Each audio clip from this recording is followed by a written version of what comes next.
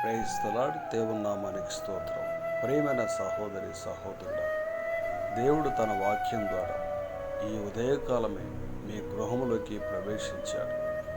మీరు దేవుణ్ణి స్తుతించండి, ఘనపరచండి, మహిమపరచండి.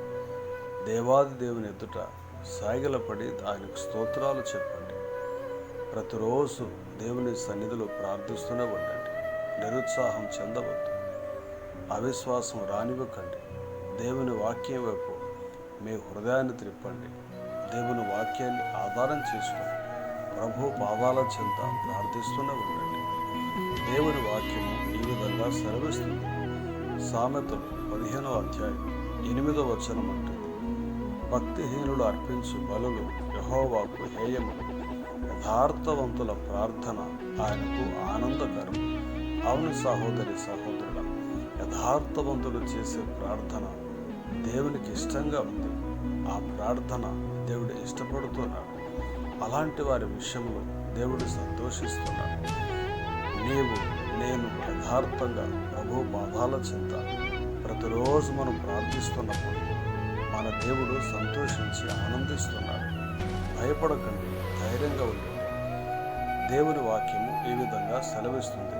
కీర్తనలు 112వ అధ్యాయం 2వ వచనం, 3వ వచనం, 4వ వచనం, వారి సంతతి వారు భూమి మీద బలవంతులగుదురు, యథార్థవంతుల వంశం వారు దీవింపబడతారు.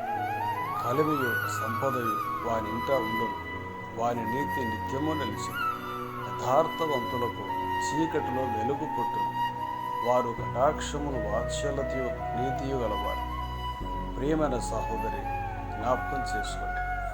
దేవుని వాక్యం అంటుంది, యథార్థవంతులకు చీకటిలో వెలుగు పుట్టును, వారు కటాక్షమును వాత్సల్యతయు నీతియు గలవారు. అవును సహోదరి సహోదరుడా, నేను యథార్థంగా జీవిస్తూ ఉన్నప్పుడు చీకటిలో వెలుగు ప్రకాశిస్తూ ఉంది. పరిస్థితులన్నీ కూడా మార్చబడుతున్నాయి.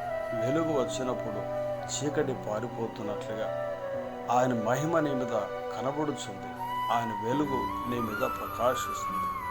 ఇప్పుడే ప్రతి చీకటిని, ప్రతి దరిద్రతను, ప్రతి నిరుత్సాహాన్ని, కృంగుదలను ఆయన పారదోడుతున్నాడు. దేవుని స్తుతించండి, కనపరచండి. దేవుడు మిమ్మల్ని దీవించి ఆశీర్వదించి కాపాడునుగాక.